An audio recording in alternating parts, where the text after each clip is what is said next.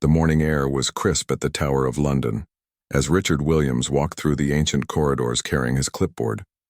As the head of Royal Inventory, Richard had done this job for 23 years. He knew every single piece in the crown jewels collection like they were his own children, but today felt different. Today, something was wrong. It had been 3 months since Queen Elizabeth II passed away. The whole country was still mourning, and the royal family was adjusting to their new roles. During times like these, it was Richard's job to make sure every precious item was exactly where it should be. The annual inventory was sacred tradition, something that had been done for hundreds of years. Richard started his day like always, checking off items one by one. The imperial state crown sat perfectly in its case, surrounded by bulletproof glass. The sovereign's orb gleamed under the special lighting. Everything seemed normal until he reached the section that housed some of the Queen's personal coronation pieces. His heart sank when he looked at the empty space where the diamond rose tiara should have been sitting.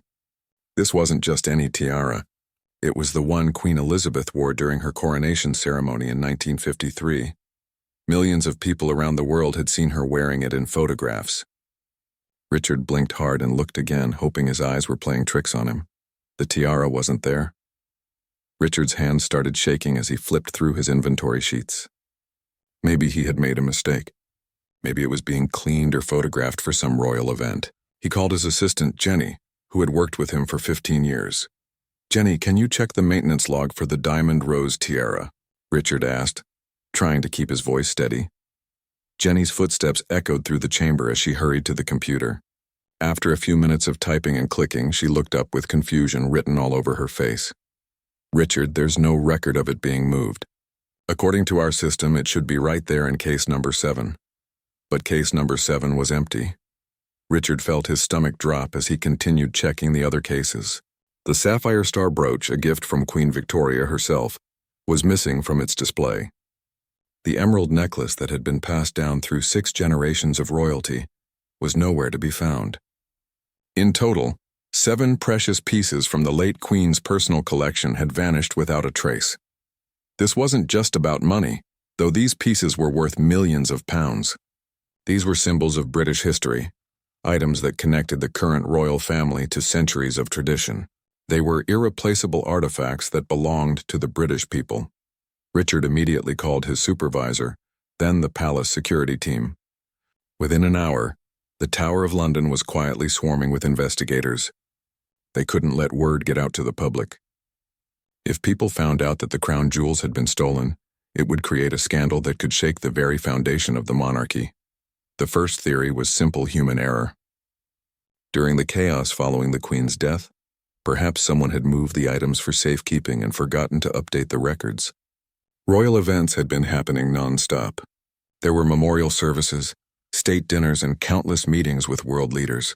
Maybe the jewelry was sitting safely in a vault at Buckingham Palace or Windsor Castle. Teams of investigators spent the next 2 weeks searching every royal residence. They looked through every safe, every storage room, every possible hiding place.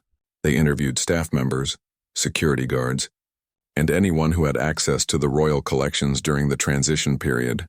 But the jewels were nowhere to be found. As the days passed, the reality became clear. This wasn't a simple case of misplaced items. The crown jewels had been deliberately taken by someone who knew exactly what they were doing. Someone with inside knowledge of royal security procedures, someone who had access to areas that were supposed to be completely secure. The investigators realized they were dealing with the crime of the century. Someone had managed to steal priceless artifacts from under the noses of the most sophisticated security system in Britain. The question that kept everyone awake at night was simple but terrifying.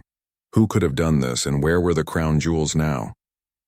Richard Williams had seen many changes during his years protecting Britain's treasures, but nothing had prepared him for this moment. As he locked up the tower that evening, he couldn't shake the feeling that this was just the beginning of something much bigger and more dangerous than anyone could imagine. The missing crown jewels weren't just missing pieces of jewelry. They were missing pieces of British history, and someone somewhere was holding them hostage. The race to find them had begun, and the future of the monarchy might depend on bringing them home safely. 2 weeks had passed since the discovery of the missing crown jewels, and the investigation team was running out of leads. The theft seemed impossible, like something from a Hollywood movie rather than real life. Every security camera had been checked, every staff member questioned, and every possible theory explored. Yet the jewels remained missing, and the investigators were no closer to finding them.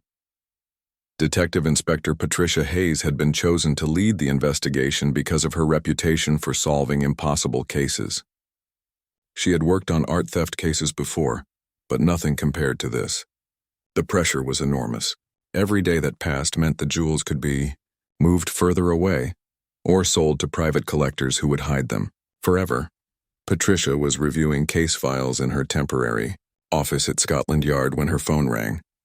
The caller ID showed an unknown number, which wasn't unusual given the high-profile nature of the case. But something about this call felt different from the usual tips and false leads they had been receiving. "Detective Hayes speaking," she answered. The voice on the other end was nervous, clearly disguised to sound different. It was someone trying to change their natural accent, speaking slowly and carefully. "I have information about the missing royal items," the caller said, "but I can't give you my name." Patricia had received dozens of anonymous tips since the investigation began. Most were from attention seekers or people hoping for reward money. But this caller knew details that hadn't been released to the public. "I'm listening," Patricia said, grabbing a pen and notepad. "You need to look at Glenmore House in the Scottish Highlands. It's registered under the name Parker, but it belongs to someone much more important than that. Someone who had access to the palace during the transition period." The caller paused, and Patricia could hear nervous breathing on the other end of the line. "Who owns this property?" Patricia asked gently, trying not to scare the caller away. "I can't say the name directly, but think about who became queen when Elizabeth died. Think about what properties she owned before she married into the royal family, properties that most people don't know about." Patricia's heart started beating faster. The caller was suggesting something that seemed impossible. Something that would create the biggest royal scandal in modern British history. "How do you know this information?" Patricia asked. "I work inside the palace. I've seen things, heard conversations. After the funeral, there were private meetings about securing certain valuable items for the future. I thought it was normal at first, but then I heard about the missing pieces and realized what might have happened." The caller's voice was shaking now, clearly afraid of the consequences of speaking out. 3 weeks ago, I saw moving trucks leaving the palace late at night. They weren't regular royal moving companies. These were private security vehicles, the kind used to transport valuable artwork. When I asked about it the next day, I was told to mind my own business." Patricia scribbled notes as fast as she could. If this information was accurate, it would change everything about their investigation. "Can you meet with us? We can protect your identity," Patricia offered. "No, absolutely not. I have a family to think about. Losing my job would be the least of my problems if anyone found out I called you. Just look into Glenmore House. Check the property records, the insurance policies, the recent activity. You'll find what you're looking for." The line went dead. Patricia stared at her phone for a moment, processing what she had just heard. The anonymous caller was suggesting that someone within the royal family itself was responsible for the theft. It seemed impossible. But stranger things had happened in the long history of royal scandals. She immediately called her team together and shared the information, being careful to keep the details confidential. Within hours, they had confirmed that Glenmore House was a real property, located in one of the most remote parts of Scotland. The house was indeed registered under the name Parker, but further investigation revealed it was owned through a complex series of trust funds and shell companies. The property records showed that the house had been purchased 15 years earlier, around the same time that certain members of the royal family were consolidating their private assets.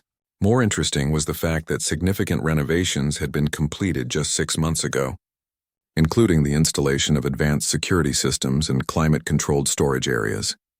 Patricia assembled a small team of her most trusted investigators. This case required absolute discretion. If word leaked to the media before they had solid evidence, it could destroy the monarchy's reputation and create a constitutional crisis. They needed to move carefully, gathering evidence step by step. The insurance records were particularly revealing.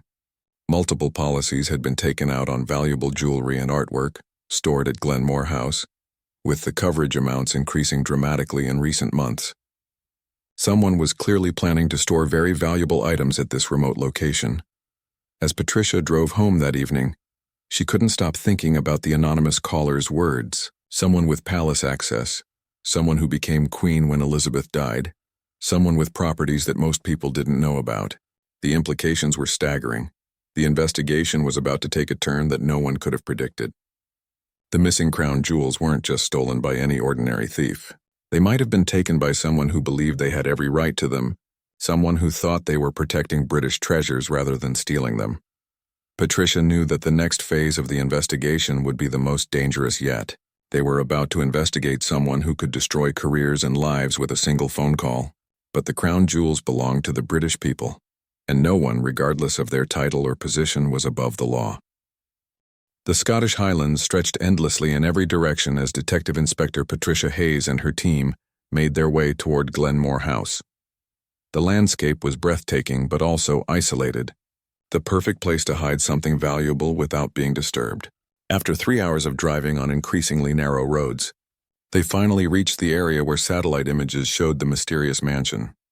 Captain David Miller, the Royal Guard's most experienced surveillance expert, had joined the investigation team. He had spent 20 years protecting the royal family and knew how to operate in sensitive situations without attracting attention.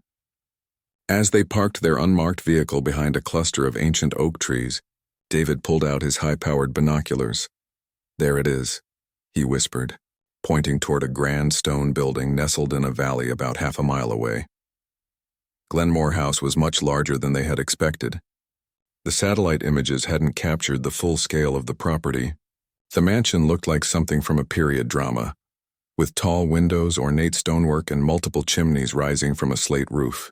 But what caught their attention immediately were the modern additions that seemed completely out of place. Security cameras were mounted at every corner of the building. Motion sensors created an invisible barrier around the entire property. The windows had been fitted with what appeared to be bulletproof glass, and the main entrance was protected by a steel gate that looked strong enough to stop a tank. "Someone has spent serious money on security," Patricia observed, adjusting her own binoculars to get a better view. Detective Ben Foster, their technology specialist, was already setting up surveillance equipment in their hidden position. He had brought cameras with telephoto lenses that could capture clear images from their distance, along with listening devices that might pick up conversations if anyone came outside. "The weird thing is how new all this security looks," Ben said as he focused his camera on the mansion. "The house itself is old, probably built in the 1800s, but all the security equipment looks like it was installed recently." They spent the first day just watching and learning the property's routine. Every few hours, private security guards would walk around the perimeter checking cameras and sensors. These weren't ordinary security guards either. They moved with military precision and wore earpieces that suggested they were part of a sophisticated communication network. On the second day, something interesting happened. A black SUV with tinted windows arrived at the mansion around noon.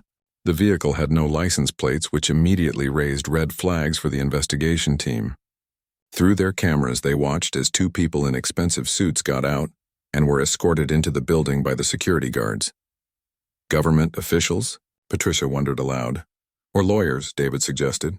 The way they're dressed and moving suggests they're handling something very important and very confidential. The mysterious visitors stayed for exactly 2 hours before leaving the same way they came. The precision of their visit suggested this was a scheduled meeting, not a social call. Over the next week, the pattern became clear. Every few days, different vehicles would arrive at Glenmore House. Some brought what appeared to be supplies or equipment. Others brought visitors who stayed for brief, precise meetings. But the most interesting delivery happened on their 5th day of surveillance. A specialized transport truck arrived early in the morning, the kind used by museums to move valuable artwork and artifacts. The team watched as workers carefully unloaded several climate-controlled storage containers and carried them into the mansion under heavy guard. "That's not normal household moving," Ben whispered as he photographed the entire process. "Those containers are designed to protect extremely valuable items during transport." Patricia felt her heart racing. This could be the evidence they needed. The timing was perfect, just a few weeks after the crown jewels had gone missing from the Tower of London. But the most shocking discovery came on their 7th day of surveillance. Through their telephoto lenses, they spotted a figure they recognized walking around the mansion's gardens. It was someone whose face had been in newspapers and on television screens across Britain for years. Someone who definitely shouldn't have been at a remote Scottish mansion that was supposedly unknown to the public. "I don't believe what I'm seeing," David whispered, lowering his binoculars with a stunned expression. Patricia looked for herself and felt her stomach drop. The anonymous caller had been telling the truth. The owner of Glenmore House wasn't just some wealthy collector or criminal mastermind. It was someone whose involvement in this case would send shockwaves through the entire British establishment. They watched as the figure walked confidently around the property, clearly familiar with every inch of the grounds. This wasn't someone visiting for the first time. This was someone who considered Glenmore House their personal sanctuary, a place where they could operate without the scrutiny that followed them everywhere else. The investigation team spent another 3 days documenting everything they could observe from their hidden position. They photographed vehicles, recorded license plate numbers, and tracked the timing of every arrival and departure. The evidence was building, but they knew that surveillance alone wouldn't be enough. Getting inside Glenmore House would require search warrants, legal authorization, and a plan that accounted for the property's sophisticated security systems. More importantly, they would need to prepare for the political earthquake that would follow if their suspicions proved correct. As they packed up their surveillance equipment on the final day, Patricia knew they had reached a point of no return. They had evidence suggesting that the crown jewels were hidden inside Glenmore House, and they knew who was responsible for putting them there. The next phase of the investigation would require courage, precision, and an understanding that they were about to uncover one of the biggest scandals in royal history. The remote mansion in the Scottish Highlands had revealed its secrets to their patient surveillance. Now it was time to act on what they had learned, regardless of where the evidence might lead them. The conference room at Scotland Yard had never felt more tense as Detective Inspector Patricia Hayes spread out photographs and documents across the large table. Sitting around her were some of the most powerful people in British law enforcement, along with representatives from the palace legal team. Everyone in the room understood that what happened next could change the course of British history. Judge Robert Thompson, one of Britain's most respected magistrates, studied the surveillance photos with a magnifying glass. Getting a search warrant for any property connected to the royal family was unprecedented, but the evidence was compelling. The missing crown jewels, the suspicious activity at Glenmore House, and the photographic proof of royal involvement painted a picture that couldn't be ignored. "This is the most sensitive case I've ever reviewed," Judge Thompson said quietly. "We're talking about searching property connected to the monarchy itself. The legal implications are staggering." Palace legal advisor Helen Crawford looked pale as she reviewed the evidence. She had spent her career protecting the royal family from scandals, but nothing had prepared her for this situation. The photographs clearly showed royal involvement with the mysterious mansion, and the timing coincided perfectly with the missing crown jewels. "If this information becomes public before we have all the facts, it could destroy the monarchy's reputation," Helen said, her voice barely above a whisper. "We need to handle this with absolute discretion." Meanwhile, at Buckingham Palace, King Charles was receiving the most difficult briefing of his reign. Palace Communications Director William Barnes sat across from the king, dreading every word he had to speak. The investigation had reached a point where the king needed to know what his law enforcement agencies had discovered. "Your Majesty, there's been a development in the crown jewels investigation," William began carefully. "The evidence suggests that the missing items may be located at a private property in Scotland." King Charles listened in stunned silence as William explained the surveillance findings, the anonymous tip, and the photographic evidence. The implications were clear, even though William couldn't bring himself to state them directly.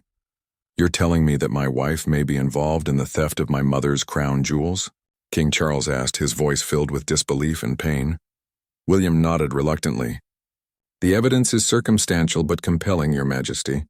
The investigation team believes they have enough to obtain a search warrant."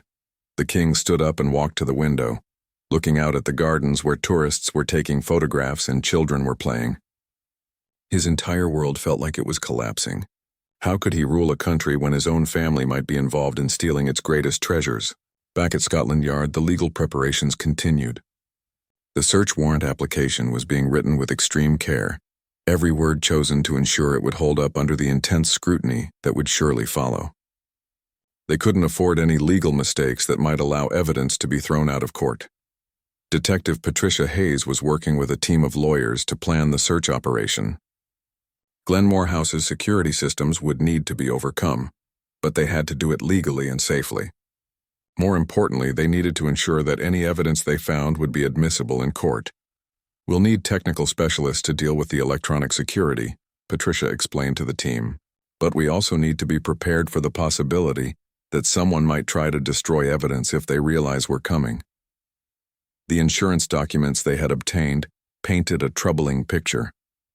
Policies worth millions of pounds had been taken out on jewelry and artwork stored at Glenmore House, with the coverage amounts increasing dramatically just before the crown jewels disappeared.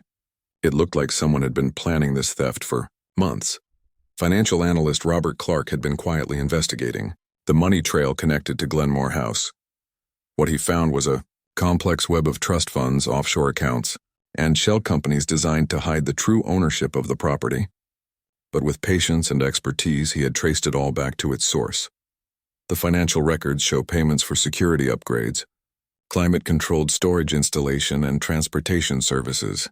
Robert reported to the team. Someone spent over £2 million preparing this property to store valuable items securely.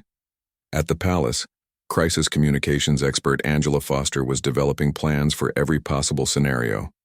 If the search warrant was executed and evidence was found, they would need to control the narrative before it destroyed the monarchy's reputation.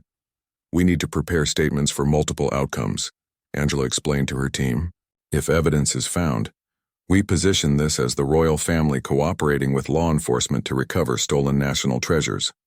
If no evidence is found, we emphasize the thoroughness of the investigation and the importance of protecting British heritage."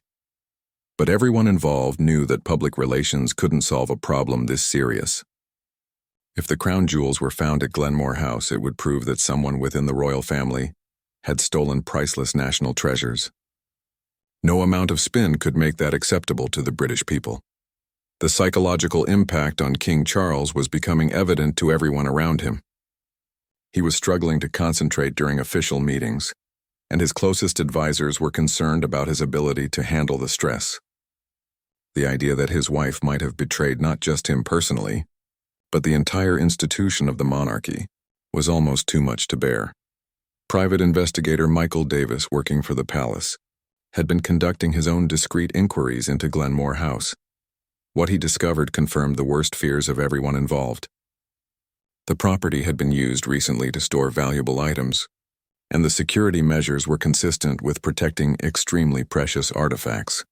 As the legal preparations neared completion, everyone involved understood that they were about to cross a line that could never be uncrossed. Once the search warrant was executed, there would be no way to keep the investigation secret. The truth, whatever it might be, would have to come out. Judge Thompson finally signed the search warrant late on a Friday evening, understanding that he was authorizing one of the most significant law enforcement operations in British history. The document gave investigators the legal authority to search Glenmore House and seize any evidence related to the missing crown jewels. The stage was set for a confrontation that would either clear the royal family of suspicion or expose the greatest scandal in modern British history. Whatever they found at Glenmore House would change the monarchy forever. The November morning fog hung thick over the Scottish Highlands as 6 black vehicles made their way silently along the winding roads toward Glenmore House. Detective Inspector Patricia Hayes sat in the lead vehicle, reviewing the search warrant one final time. Today would either vindicate their investigation or end their careers in disgrace. Captain David Miller checked his equipment for the 3rd time that morning. As the Royal Guard's most experienced tactical officer, he had been chosen to lead the entry team. Behind him sat Officer Lisa Thompson, their electronics specialist, who would be responsible for disabling the mansion's sophisticated security systems. "Remember, everything by the book," Patricia spoke into her radio, addressing all 6 vehicles. "We have one chance to do this right. Any evidence we contaminate or any legal procedure we mess up could destroy this entire case." The convoy stopped about a mile from Glenmore House, hidden behind the same cluster of oak trees they had used during surveillance. Through the morning mist, they could see the imposing stone mansion sitting quietly in the valley below. Smoke was rising from one of the chimneys, indicating that someone was definitely inside. Detective Ben Foster set up his monitoring equipment to intercept any communications from the house. If someone inside tried to warn others about the search, they needed to know immediately. His screens showed the electronic signatures of multiple security systems, all operating normally. "The house is fully activated," Ben reported. "Motion sensors, cameras, and what looks like a silent alarm system connected to a private security company." Officer Thompson approached the mansion's main gate with her electronic toolkit.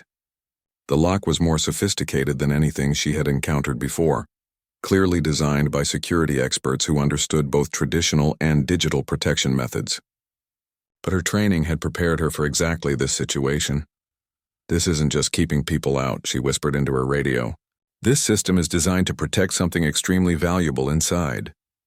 As Thompson worked on the electronic locks, Captain Miller positioned his team around the property's perimeter. They had studied the mansion's layout during their surveillance, but entering an unfamiliar building always carried risks. More importantly, they needed to ensure that no evidence could be destroyed while they were gaining access. The main gate clicked open after 15 minutes of careful work. Thompson had managed to disable the electronic systems without triggering any alarms, but they all knew that their presence would be detected soon enough by anyone monitoring the security cameras. Patricia led the team up the gravel driveway toward the mansion's main entrance. The building looked even more impressive up close, with intricate stonework and stained glass windows that spoke of centuries of history. But the modern security additions created an odd contrast, like seeing armor on an ancient cathedral. The front door was protected by another sophisticated lock system, but Thompson made quick work of it. As the heavy wooden door swung open, the team found themselves looking into a grand entrance hall that took their breath away. Crystal chandeliers hung from a painted ceiling, and oil paintings in golden frames lined the walls. "This place is worth a fortune just for the architecture," Officer Mark Williams whispered as they entered the mansion. But Patricia noticed something immediately that raised her suspicions. The house felt recently lived in, with fresh flowers in vases and newspapers dated just 2 days earlier sitting on antique tables. Someone had been here very recently, and they had left in what appeared to be a hurry. Detective Jennifer Clark began photographing everything systematically, creating a visual record that would be crucial if the case went to court. Every room they entered was documented, every piece of furniture noted, every potential piece of evidence carefully catalogued. The mansion was enormous, with over 20 rooms spread across 3 floors. The team split up to cover more ground, but they maintained constant radio contact as they searched.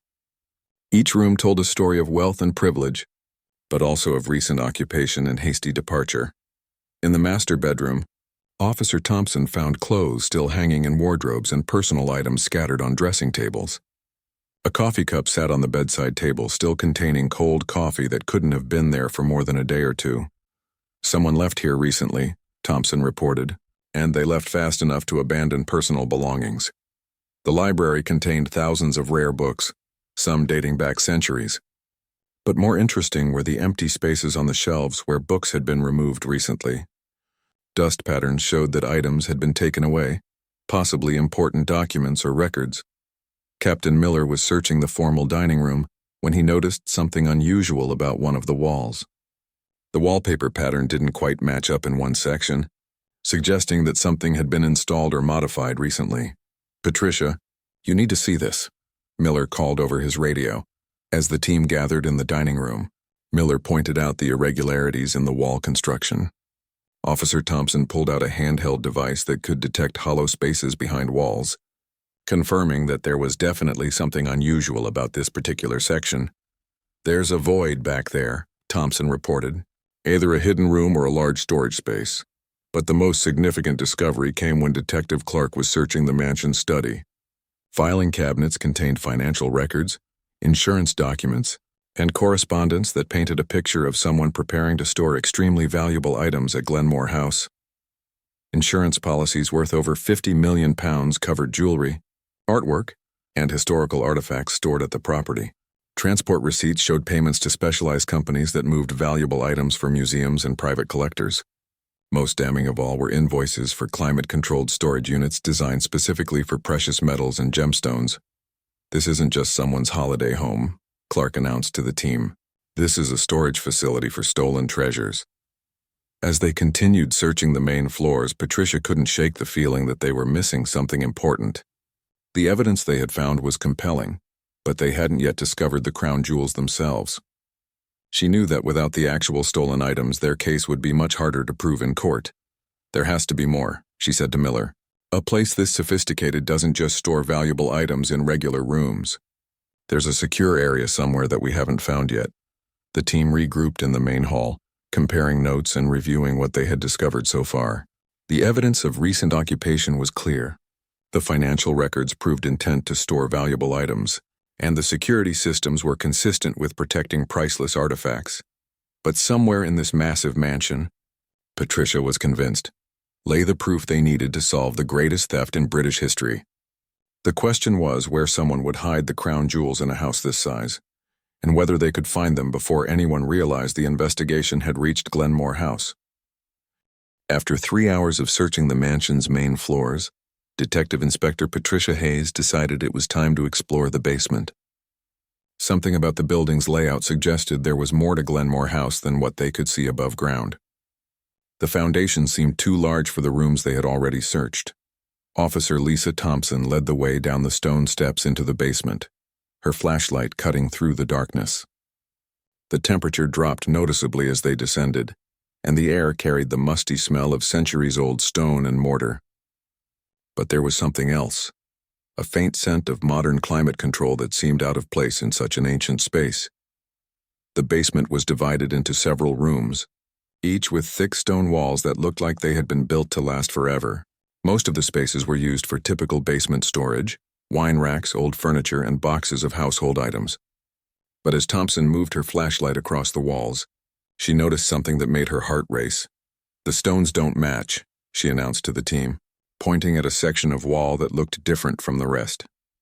"These blocks are newer, and they're not quite the same color as the original construction." Captain David Miller joined Thompson in examining the suspicious wall section. His years of experience with royal security had taught him to notice details that others might miss. The mortar between the stones was definitely newer, probably installed within the last few years rather than centuries ago. "Someone has been doing construction work down here," Miller confirmed, "and they tried to make it look like original stonework. But they didn't quite get the color match right." Detective Ben Foster pulled out his ground-penetrating radar equipment, a device that could see through walls and detect empty spaces behind solid surfaces. As he moved the scanner across the suspicious wall section, the readings confirmed what they were all beginning to suspect. "There's definitely a large empty space behind this wall," Foster reported, studying the readouts on his device. "It looks like a room maybe 10 feet deep and 15 feet wide." Patricia felt her pulse quicken. This was exactly the kind of hidden storage space where someone would hide stolen crown jewels. But finding the entrance to the secret room would require careful investigation. Whoever had built this hiding place had clearly put a lot of thought into keeping it concealed. Thompson began examining every stone in the wall, looking for any indication of how the secret entrance might work.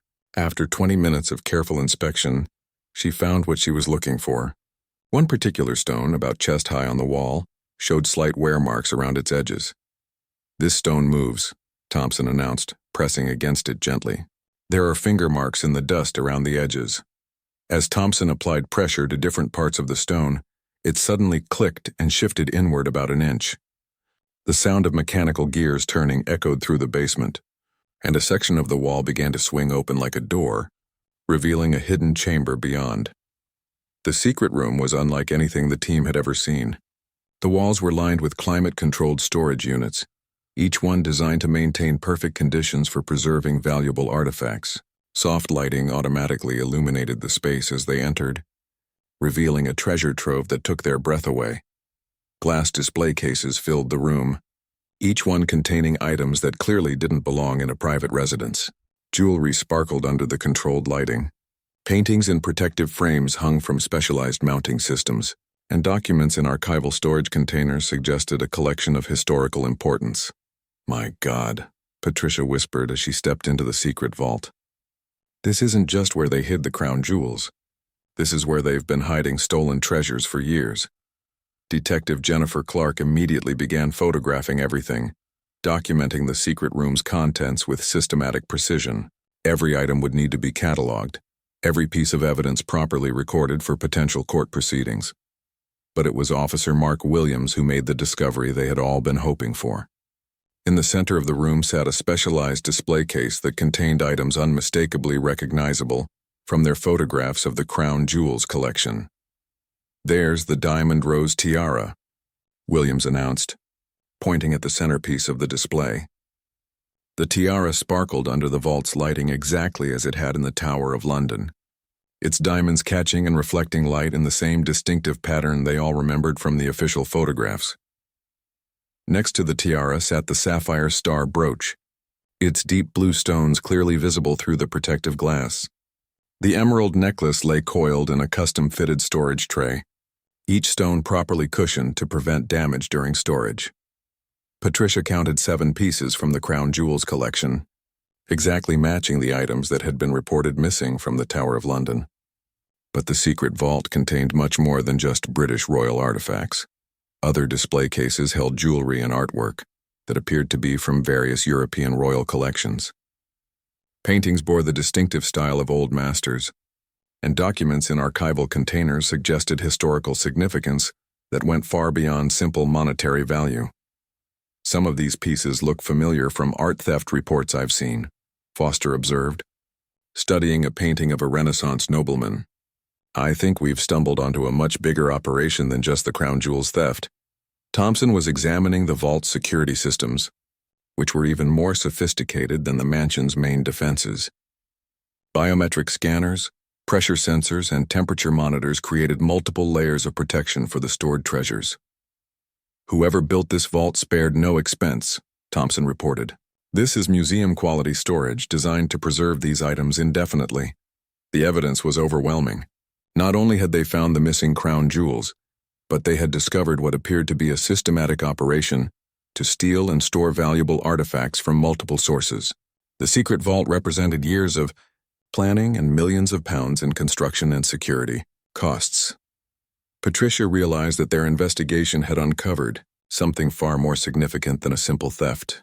This was evidence of an organized effort to remove valuable items from their rightful places and hide them in a private collection. The implications for the royal family, and for Britain's cultural heritage, were staggering. As the team carefully documented every item in the secret vault, Patricia couldn't help but wonder how many other stolen treasures might be hidden in similar locations around the world. The discovery at Glenmore House was just the beginning of what could be the art crime investigation of the century. The crown jewels had been found, but the questions raised by their discovery would take much longer to answer. Who had authorized this secret vault? How long had valuable artifacts been disappearing into private collections? And most importantly, how far up the chain of command did this conspiracy reach? The answers to those questions would determine not just the fate of the stolen crown jewels, but the future of trust in Britain's most important institutions. The journey back to London felt like the longest drive of Detective Inspector Patricia Hayes's career. In the secure transport vehicles behind her, the recovered crown jewels were being carried under armed guard back to the Tower of London. But Patricia knew that returning the stolen artifacts was only the beginning of what would become the most challenging investigation of her life. The secret vault at Glenmore House had yielded more evidence than they had dared hope for. Beyond the crown jewels themselves, they had discovered detailed records, financial documents, and security footage that painted a picture of systematic art theft spanning several years. But most shocking of all were the personal items that clearly identified who had been using the secret. Vault Detective Ben Foster was already analyzing the digital evidence they had recovered from the mansion's security systems.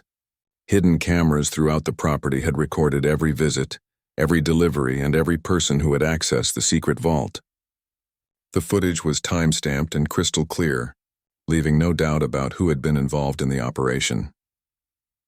"The recordings go back 3 years," Foster reported as they reviewed the evidence back at Scotland Yard. "And they show regular visits, always the same person, always alone or with trusted security personnel. The financial records were equally damning. Bank transfers, insurance policies, and contractor payments created a paper trail that would be impossible to deny in court. Someone had spent over £5 million creating and maintaining the secret storage facility at Glenmore House, but perhaps the most compelling evidence came from the mansion's guest registry and appointment calendars. Written in elegant handwriting were detailed records of when items were brought to the vault, when they were moved or reorganized, and when security systems were updated or modified.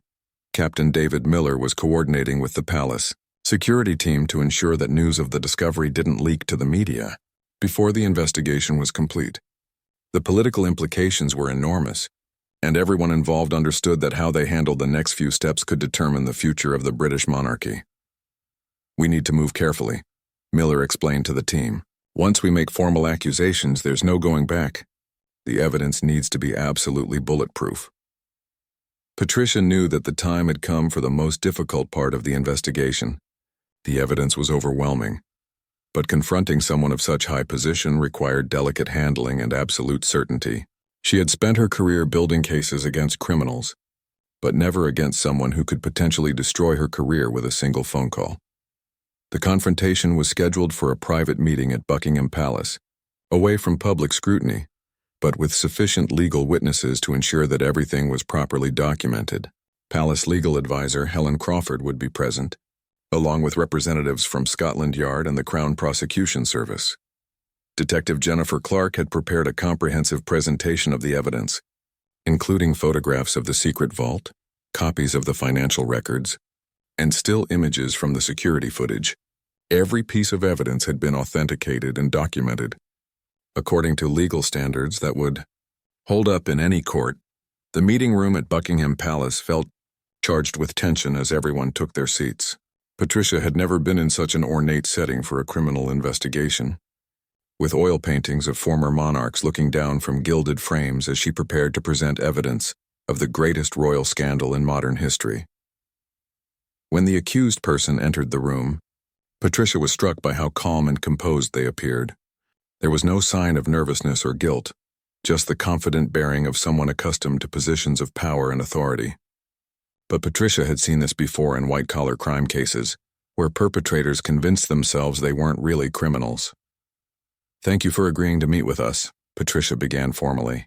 "We have some questions regarding property you own in Scotland, and certain items that have been stored there." The response was immediate and defensive. "I have no idea what you're talking about.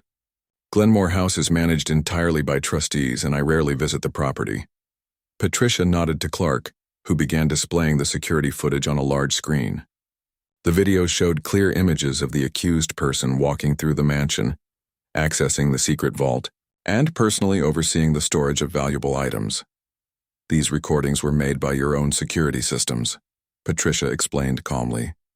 "They show you personally involved in moving and storing the items we recovered from the hidden vault." The color drained from the accused person's face as they watched themselves on the security footage. The evidence was undeniable, recorded in high definition with timestamps that corresponded exactly to the periods when items had been reported missing from royal collections. Palace legal advisor Crawford looked devastated as she reviewed the financial documents. The paper trail showed systematic planning, with payments for construction, security, and transportation all traceable to accounts controlled by the accused person. "The insurance policies alone represent clear intent," Crawford said quietly. "No one takes out £50 million in coverage for items they believe they legally own." But the accused person continued to deny intentional wrongdoing.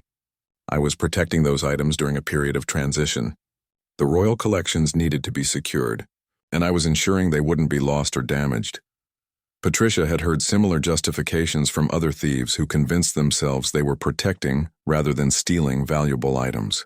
The psychology was common in art theft cases, where perpetrators often believed they were better custodians than the legitimate owners. Detective Foster presented the most damning evidence last. Recordings of phone conversations where the accused person discussed moving items from royal residences to secure storage at Glenmore House. The conversations had been captured by security systems designed to protect the royal family, but they had inadvertently recorded criminal planning. "These conversations clearly show premeditation," Foster explained. This wasn't someone acting impulsively during a crisis. This was systematic theft planned over months or even years. The room fell silent as everyone absorbed the full impact of the evidence. The crown jewels theft wasn't just about valuable artifacts, it was about betrayal of trust at the highest levels of British society. Someone entrusted with protecting the nation's treasures had instead been stealing them for personal collection. As the meeting concluded, Patricia felt both satisfaction and sadness. They had solved the case and recovered the stolen crown jewels, but the cost to the royal family and British institutions would be enormous. The evidence was clear and undeniable, but the consequences of that evidence would reverberate through British society for years to come. The accused person finally stopped denying the evidence when faced with video recordings of their own actions. But their final statement revealed the twisted logic that had justified years of systematic theft. "I was preserving British heritage," they said quietly. "Future generations will thank me for keeping these treasures safe, when others might have let them be scattered or sold." Patricia had heard many criminals try to justify their actions, but theft wrapped in claims of preservation was still theft.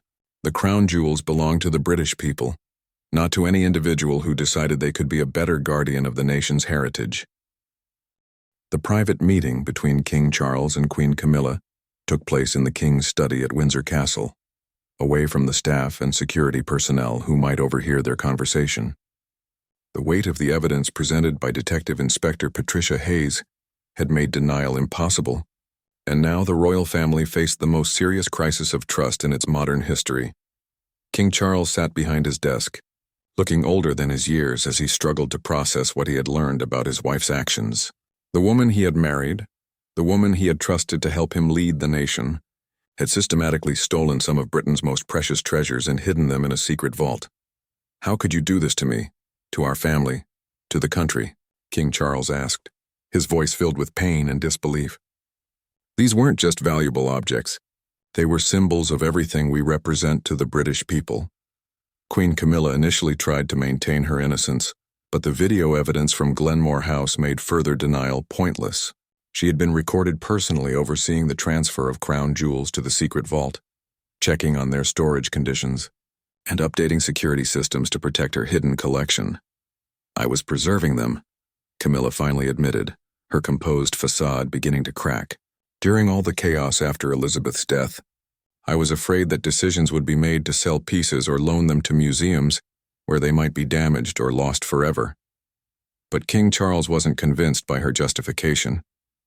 The evidence showed years of systematic planning, not impulsive decisions made during a crisis. Insurance policies, construction contracts, and security arrangements all proved that the theft had been carefully orchestrated long before Queen Elizabeth's death. "The financial records go back 3 years, King Charles said, holding up documents provided by the investigation team. "You were planning this while my mother was still alive, while she trusted you as part of our family." The psychological evaluation that Camilla underwent as part of the resolution process revealed complex motivations behind her actions. Dr. Andrew Mitchell, a forensic psychologist with experience in art theft cases, found patterns of behavior consistent with collectors who become obsessed with possessing, rather than preserving, cultural artifacts. In her mind, she had convinced herself that she was the best guardian for these items, Dr. Mitchell explained to the legal team. "This is common in high-profile art theft, cases where perpetrators develop a sense of entitlement based on their perceived expertise or connection to the stolen objects. The practical challenges of resolving the case were enormous. Public prosecution would destroy the monarchy's reputation and create a constitutional crisis that could threaten the entire system of government. But allowing crimes of this magnitude to go unpunished would set a dangerous precedent that no one was above the law." Palace crisis management expert Angela Foster worked around the clock to develop a resolution that would protect British institutions while ensuring justice was served. The solution required unprecedented cooperation between law enforcement, the royal family, and government officials at the highest levels. The confidential agreement that was eventually reached required Camilla to surrender all control over royal properties and valuable collections. She would no longer have access to crown jewels, royal artwork, or any items of historical significance. Her role in royal ceremonies would be severely limited, and she would be required to undergo ongoing psychological counseling.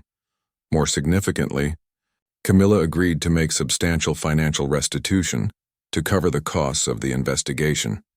The security improvements needed at royal residences and the restoration work required for items that had been improperly stored at Glenmore House. The amount, while kept confidential, was rumored to be in the tens of millions of pounds. Detective Inspector Patricia Hayes felt mixed emotions as she watched the crown jewels being restored to their proper places at the Tower of London. The investigation had been successful, the stolen items had been recovered, and justice had been served in a way that protected British institutions. But the personal cost to everyone involved had been enormous. The security improvements implemented following the case were the most comprehensive in royal history. New inventory systems, enhanced surveillance, and multiple verification procedures ensured that valuable items could never again be removed from royal collections without proper authorization and documentation. Captain David Miller led the development of new security protocols that eliminated the possibility of insider theft. Access to valuable collections now required multiple authorizations, and no single person could move items without independent verification from security personnel and legal advisors. The impact on King Charles was profound and lasting. Those close to him reported that he struggled with depression and anxiety following the revelation of his wife's betrayal. The man who had waited decades to become king found himself questioning his judgment and ability to trust the people closest to him. Queen Camilla's public role was gradually reduced over the following months, with palace officials citing health concerns and personal commitments as explanations for her decreased visibility. The British public never learned the true reason for her withdrawal from royal duties, but those within palace circles understood that her position had been fundamentally compromised. The international implications were also significant. Other royal families and major museums reviewed their own security procedures, realizing that if the British crown jewels could be stolen by insiders, their own collections might be vulnerable to similar crimes. Detective Patricia Hayes was quietly recognized for her role in solving the case. Though the details of her investigation remained classified, her career was made by the successful resolution of the most challenging case in royal history. But she was haunted by the knowledge that justice had been served through private agreements rather than public prosecution. The hidden vault at Glenmore House was permanently sealed, and the mansion itself was sold to private buyers who had no connection to the royal family. The sophisticated security systems were dismantled, and the climate-controlled storage units were donated to legitimate museums that could use them to properly preserve cultural artifacts. Years later, those involved in the case would reflect on how close Britain had come to a constitutional crisis that could have destroyed the monarchy. The theft of the crown jewels had been prevented from becoming public knowledge, but the internal damage to royal relationships and trust had been devastating. The crown jewels sparkled once again in their proper displays at the Tower of London, viewed by millions of tourists who had no idea how close these national treasures had come to disappearing forever into a private collection. But for those who knew the truth, the jewels would always carry the memory of betrayal at the highest levels of British society. The case of the missing crown jewels had been solved, but its consequences would reshape the royal family and British institutions for generations to come. Trust, once broken at such a fundamental level, could never be completely restored no matter how carefully the public facade was maintained.